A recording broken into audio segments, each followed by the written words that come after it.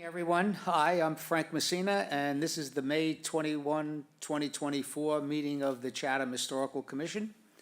As usual, there's a couple of announcements to make before we officially start. Please note this meeting is being recorded and will be available shortly hereafter for scheduled and on-demand viewing on any smartphone or tablet device. If anyone else is recording the meeting, please notify the chairman. Pursuant to Governor Healey's March 29, 2023, signing of acts of 2023, extending certain COVID-19 measures adopted during the state of emergency, suspending certain provisions of the Open Meeting Law, General Law 30A-20, until March 31st, 2025, this meeting of the Chatham Historical Commission is being conducted in person via remote participation. Every effort will be made to ensure that the public can adequately access the proceedings as provided for in the order. A reminder that persons who would like to listen to this meeting while in progress may doing so by calling the phone number 1-508-945-4410.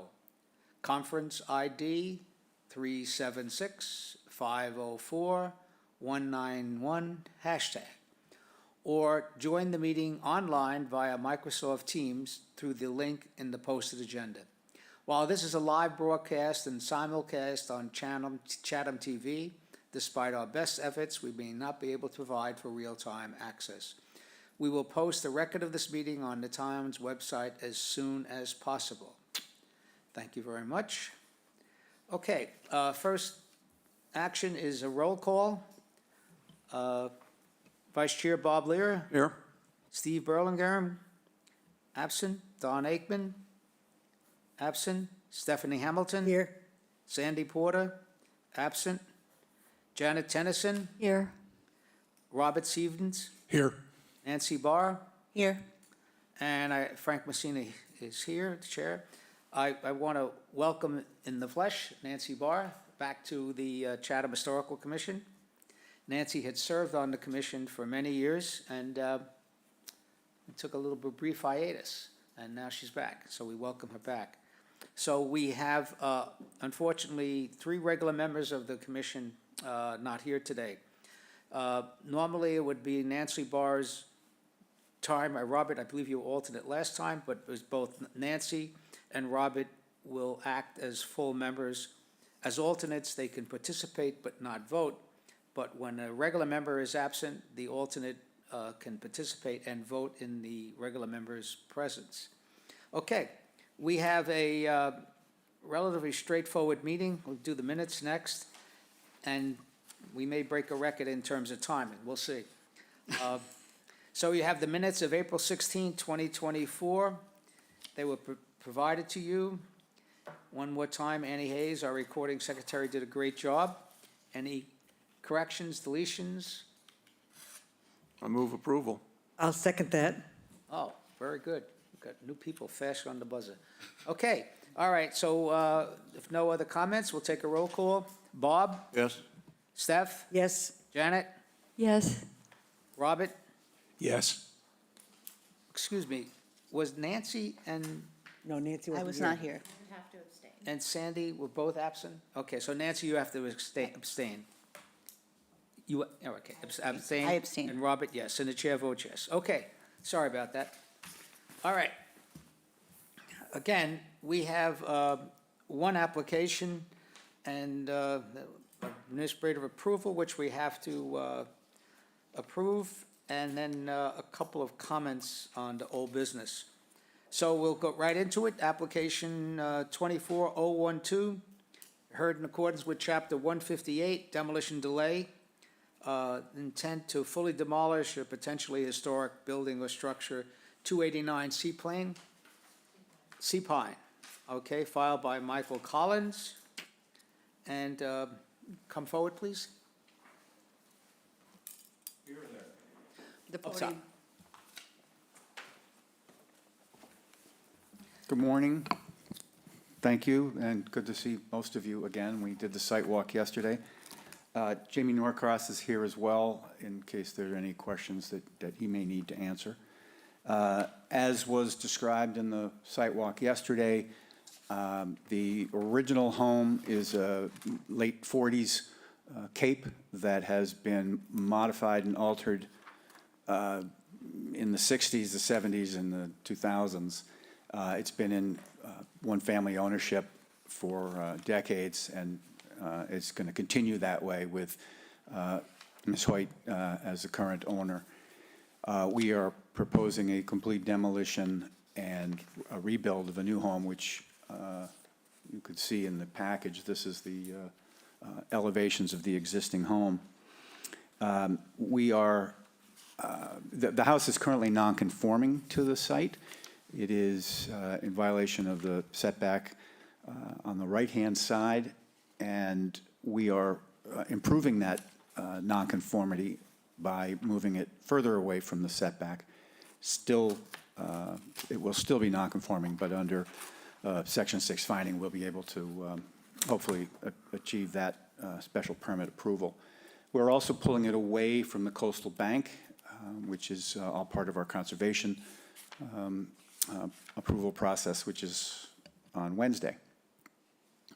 The house has, as you can actually probably read from that elevation, multiple levels because it's a 1940s cape, the large section to the left side. There's a sort of a loft, second floor, very steep set of stairs. And while we tried to find ways to modify the house, the extent of remodeling that would be required, the requirements of the Mass Stretch Code, Energy Code, and some issues with the existing foundation on the right-hand side, a concrete block foundation that's failing, really led us to the conclusion that replacement was the most efficient and sustainable solution. So I'm happy to answer any questions that you might have, and I hope you've had opportunity to flip through the package so you've seen what's proposed. Well, thank you very much. Just a little bit of introduction again. This property was basically originally built in 1948. Technically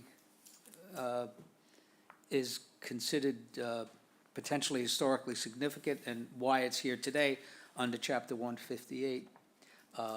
There was no Form B, MACRA's, done on this property. I guess at the time it probably wasn't 75, or the preservation consultant, decided it was not worthy at that time, or to spend time and money to provide a review of the property.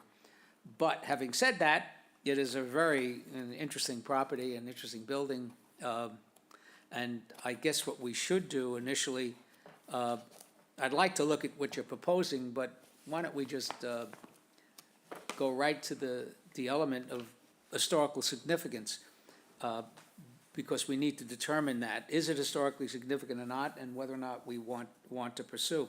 I would just quickly, oh, thank you, put that up. I would like to say that if this was a new house on that property, I think is really nice in terms of, meeting what was there and the so-called streetscape of what you're proposing. But that's not our purview. Having said that, I guess what I'd like to have is some comments from members relative to the issue of whether or not we consider this property, from what we've seen on the site visit and the drawings presented, is it historically significant? And we do want to exercise our review under Chapter 158 or not. So I'm going to start with the new member, Nancy. Well, actually, my favorite part about being on the commission is the actual history of the house. So I did a little bit of research, and just, I think, to me, the most significant thing, if there is significance to this house in particular, is actually that it is in Chatham's first real subdivision. Harbor Coves was developed. The plan was submitted by A.B. Smythe from Cleveland, Ohio, for 90 lots surrounding the old Fisher Eldridge farmhouse. It was submitted in Boston and Barnstable in 1948. According to my brief deed research, it looks like that when the parcel 21, which is what this house sits on, that it was actually transferred in 1949. It was still just described as a lot, so it may not have been built. And then the next transfer I can find in the records is 1957, when it was definitely built. But it may be on the cusp of even our timeline. So I think that personally, I'm not sure that this falls within a historically significant house in terms of who built it and owned it. They seemed like great people who built it were probably from Naples, Florida, or they were snowbirds. They wintered in Florida and summered. But I could not find anything significant to our history or to. Okay. So, but I do, sorry to take this long, but I do think that, and you probably have, and I haven't been part of it, that we need to start thinking about what significance means in terms of 1950s homes, subdivisions, collections of homes that were built as subdivisions, and I would love to explore that more. Yeah, we'll talk about that later, but that is a subject I wanted to address again. Yes, I don't think this house has historical significance. okay. Simple. Bob? Mr. Collins, as I suggested to you yesterday, I was going to ask you about the criteria that would make it historic significant. Nancy has already kind of referred to the lack of a really famous person that owned it, but do you have any light to shed on those criteria about architectural significance and people who were significant or important in the cultural, economic, social, and political history of the town? We do not. I think, as Nancy said, the record, the town records indicated 1948. I'm not absolutely convinced that it was built in 48, but that's the only timeline that we could find. And it was a fairly humble cape, even perhaps a half cape shape. So beyond that, its ownership up until recent with the Hoyts ownership, we could not and do not know of any significance or significant provenance to the home. Okay, thank you. That's all I have. Jenna? No, I think if it's before a lot of additions, I think it really was a charming cape, and of course a fabulous view, but I don't think it has historical significance. I think the best part of it is that the compound, the family owns the houses around it, and I think they're keeping that, which is great. Robert? I'm just curious about the association there. Is there any powers above or that you had to go to what you're going to do there? I believe Janine is on the call, and she and Jamie probably could address that better than I could. I'm sorry, excuse me. Well, I missed the, could you repeat that? Yes, this house is in an association, Okay. and having been president of association before, the minute something like this happens, all the energies come out. Yeah. Good morning, Jamie Norcross representing Janine Hoyt. The restrictions are expired in this particular subdivision, so there's no active plan review or anything of that nature. Okay. In Massachusetts, those restrictions are only valid for 30 years, if I'm sure. If it's before 1962, it's 50 years, and if it's after 1962, it's a 30-year time period, unless Most they're people don't know extended. that. I live in an association too, and somebody tried to enforce it, we went, eh. And if you want to try something difficult, get 30 homeowners to agree on new restrictions nowadays. Yeah, So, we were trying to get the town to take over our street, and, oh my God, it was worse than a town meeting. yeah, near impossible. So. Anyway, Robert, answer. Of course, I like the house just the way it is. Sometimes less is more. So I don't find it historical, the existing house. So I just wish you all well. Thank you very much. Well, I guess, in summary, I kind of agree with the comments, and I appreciate Nancy's research and the comments. And, you know, you walk down and see such a charming house and meet the charming owner, who I just see on the screen. And, you know, we hate to see it go, and I'll be honest with you. Considering some of the homes in Chatham, which really needs work, you know, and we've been dealing with, and I think you and I discussed this years ago, and I haven't done a damn thing since then, the issue of demolition by neglect. Yep. And certainly, this house has not been neglected, you know, and I'm sure there are things that always need to be done in any house, but kind of sorry to see it go. But by the same token, I think what you're proposing is, you know, is okay, considering what, from my perspective, not that we have design review authority in that view. So I think we came to have consensus. Mr. Vice Chair, do you want to make a, thank you? See what she does, she gives me cards, public comment.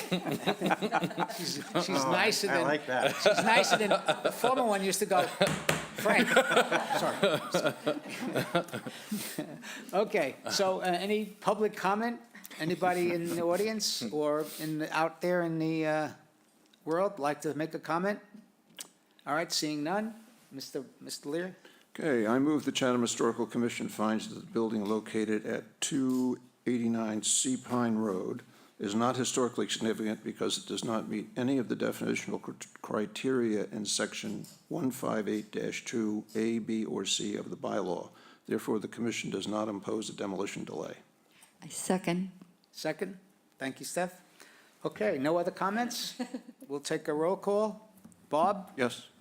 Stephanie? Yes, Janet? Yes. Robert? Yes. Nancy? Yes. And the chair votes yes. Thank you very much, Michael. Thank you, thank you. Good to see you. Good to see you, too.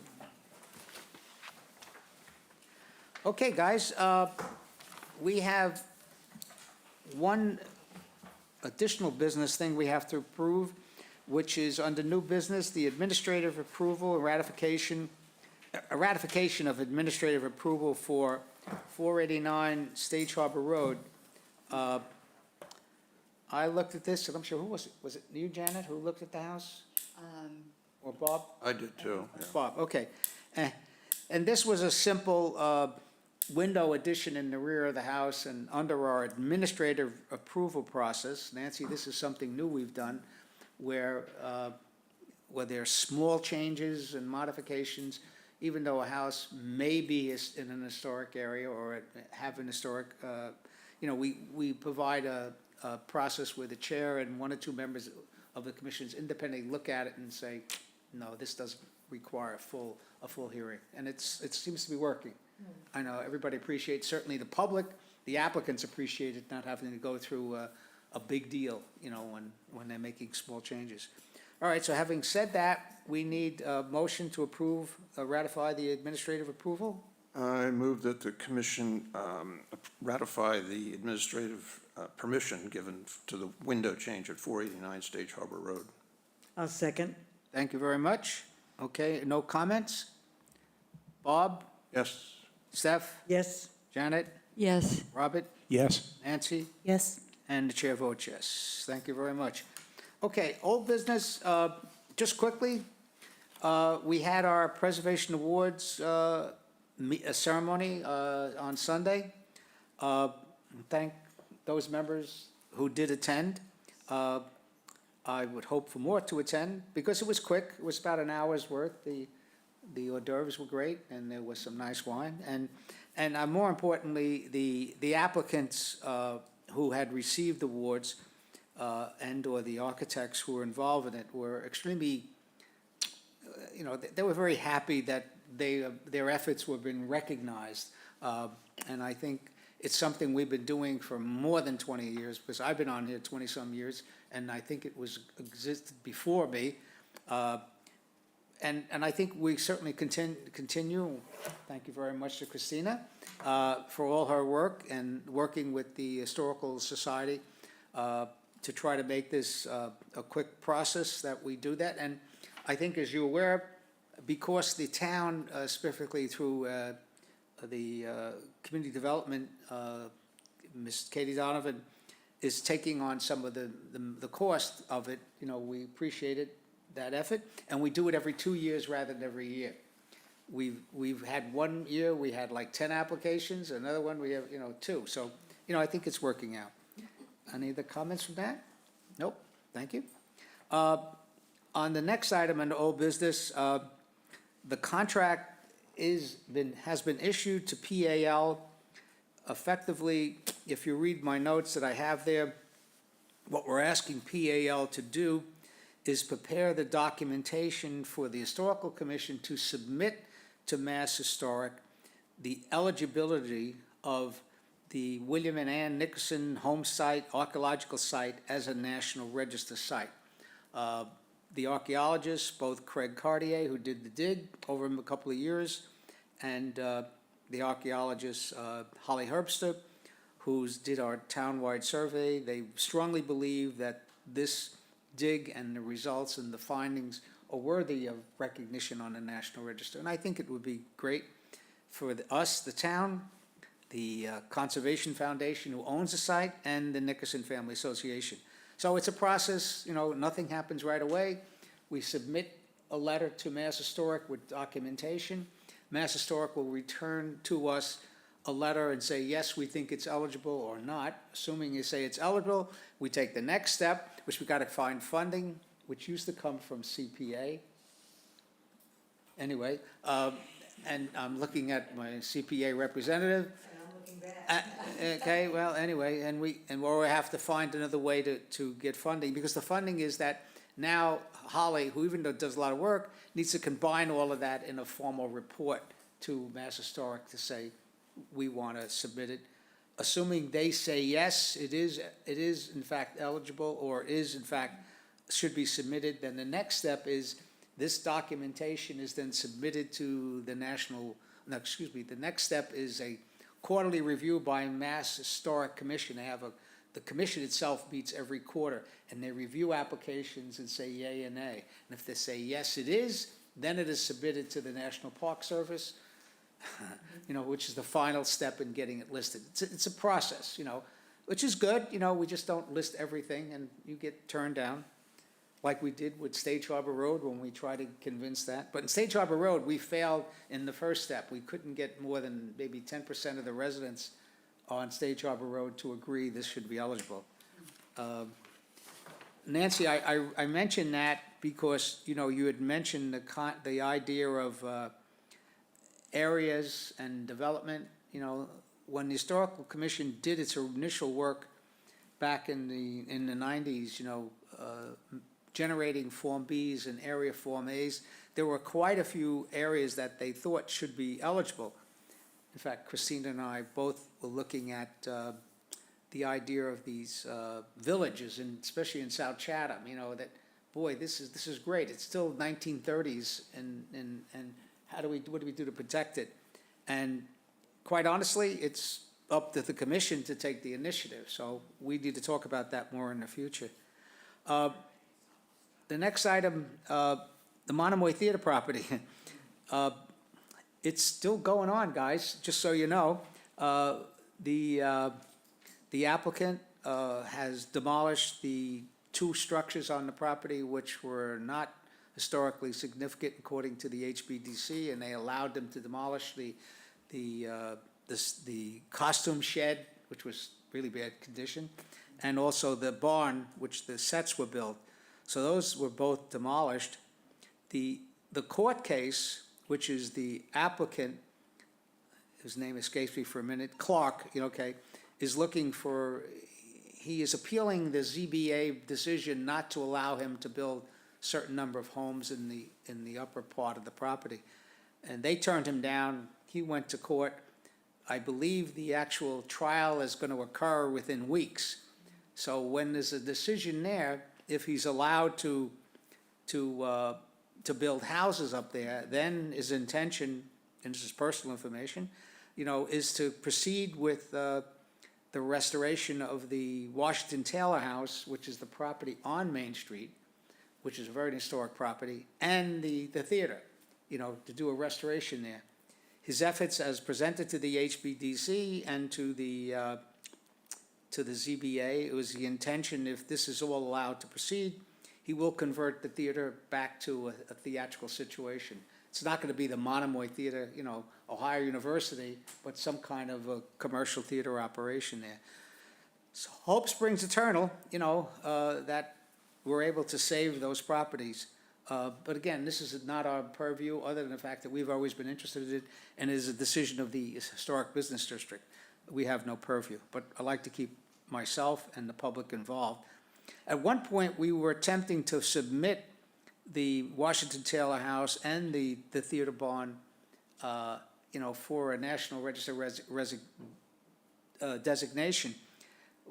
We proceeded in the first step, but the applicant, the construction, Clark Construction, has taken it over and has proceeded. So at one point or another, you know, those two properties, the theater and the Washington Taylor residence, will get listed as a potentially National Register site, which is good. That's all on that. The boathouse, I guess we all attended town meeting. Sorry to be so personal about this, but hope springs eternal for the return of the boathouse.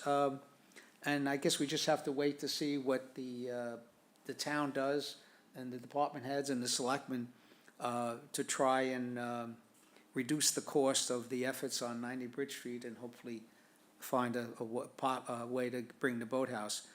The boathouse is sitting there, you know, it's been closed up and ready for shipment, and the funds are there for that. But the problem is the town needs more money to prepare the site to bring the boathouse back. So this is a town issue, and we just, like theater, we just sit and watch and jump in when we can.